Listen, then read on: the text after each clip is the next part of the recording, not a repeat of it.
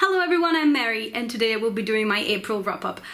I didn't do so well reading-wise this month. I read only 6 books, 2 of them were very short, and I really have no excuses because I had time to read, but I got distracted and I didn't stick to my April TBR. I was supposed to be reading The Casual Vacancy, which I'm now reading. I'm 50 pages in, so yeah. I wasn't able to finish this in April, but I plan on finishing this this week. I also needed to finish the 5th book in the Outlander series, but I'm still there. I'm actually kind of buddy reading this book with my mom, and she's almost finished this book, and I didn't. She didn't wait for me.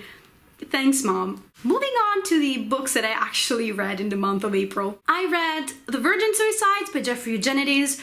I loved this book and I did a full video review that I will link down below if you want to check it out.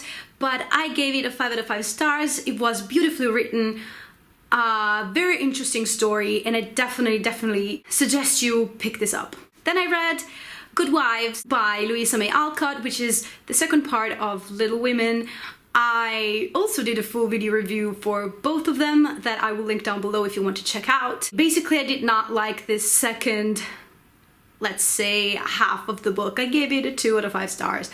And if you want to know more about why I didn't like this book, then I suggest you check out my video review. Next up we have The Now Habit by Fiore, Ph.D.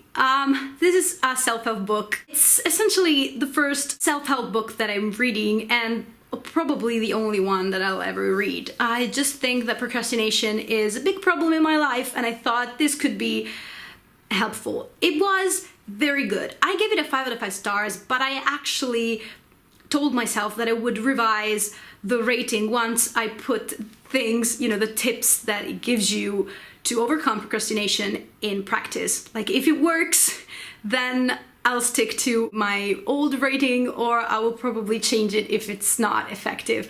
But it was very well written, very good. I was very surprised with this book because not only really explains to you the problem of procrastination, which is something that if you live with procrastination, you know what I'm talking about, but you know how since you were very young, you feel like you're lazy and you're not doing things because you don't want to do them. The solution that everybody seems to be giving you is just do it, you know, but it's not that simple. And this really explains it very well, how procrastination is a self-defense mechanism that we activate when we fear failure, when we are perfectionists and we want to do everything at best, but of course nobody's perfect and we can't accept the fact that we're not living up to our own expectations. We're very critical towards ourselves. So I thought this was very insightful and very good. As I said, I will revise my rating and probably maybe do a more in-depth review if I feel like it and if I feel like it's going to be useful for somebody else.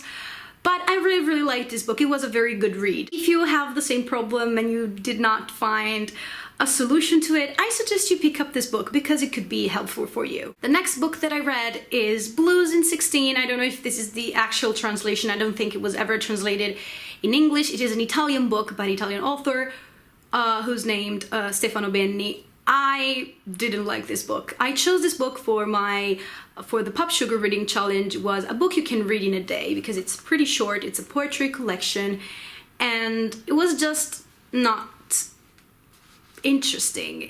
I already forgot basically what happened in this book. We follow 8 characters, which are a lot of characters to have, you know, this small book of just poetry.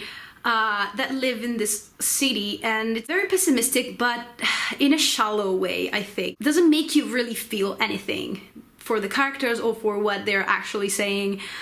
I just thought I mean, I love his prose, I love his novels, I think he's a very great writer, but I just don't think I like his poetry at all. I gave it a 2 out of 5 stars on Goodreads. So I would not suggest you pick up this book by this author. Then I read another pretty short book, which is probably my favorite book of the month, and it is Animal Farm by George Orwell. This book was great. I cannot stop saying how good it was, and I also made a video review for this one. I'm going to link it down below. I just gave it a 5 out of 5 stars on Goodreads, and if you have not read this book yet, just go read it. I think this book is perfect. The last book that I read was not a book that I was planning on reading at all. I already said it in one of my book hauls.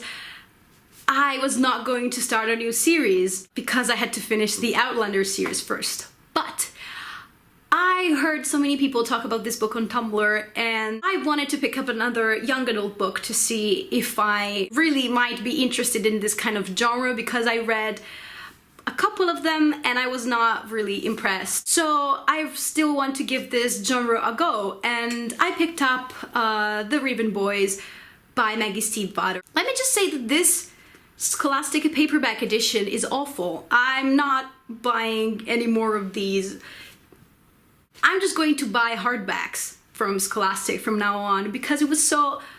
this was so annoying. Anyway, we follow our main protagonist. She is named Blue. She comes from a clairvoyant family. Every woman in her family is a psychic. She is not. She has just this kind of ability, which is she amplifies psychic powers for other people. She's always been told since she was very young that she would cause her true love to die. So she's basically forbidden to kiss anyone. She is now 16 years old and doesn't really feel like it's a problem as for now. Every year she goes with her mother to see the soon-to-be-dead walk by. And she never sees anyone because she doesn't have magic powers of any sorts, but this particular year she manages to see a boy. She speaks to him and finds out that his name is Gensi. He is one of the Raven Boys, who are these rich students that go to this private school that she despises because they're rich and entitled, and she just doesn't want to have anything to do with them. But of course she finds that her life is soon going to be intertwined with the life of Gensi and Gensi's friends, who are also Raven Boys. The problem that I had with this book was mainly the writing style.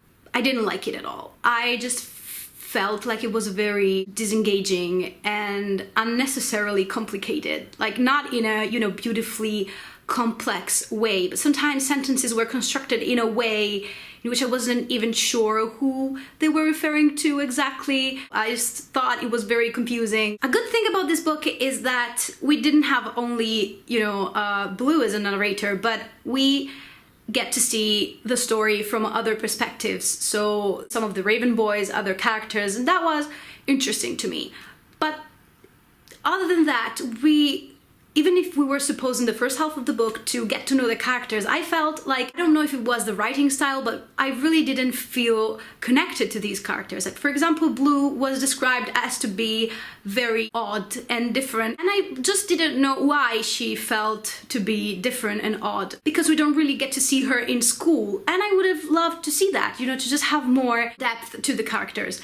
The story picked up though halfway through, and probably I got used to the writing style and everything. It got interesting and I thought it was a good story. I liked the story. So I'm definitely going to pick up the other books of the series, and I gave it a 3.5 out of 5 stars. So it's not like I disliked this book. It was just the writing style that was really, really bugging me. I hope the other ones will be better, or maybe I will just get more used to this kind of writing style. I don't know. We'll see what happens. That was it for my April wrap-up. As usual, let me know in the comments down below if you read any of these books and what you thought about them. I'll see you in my next video. Bye!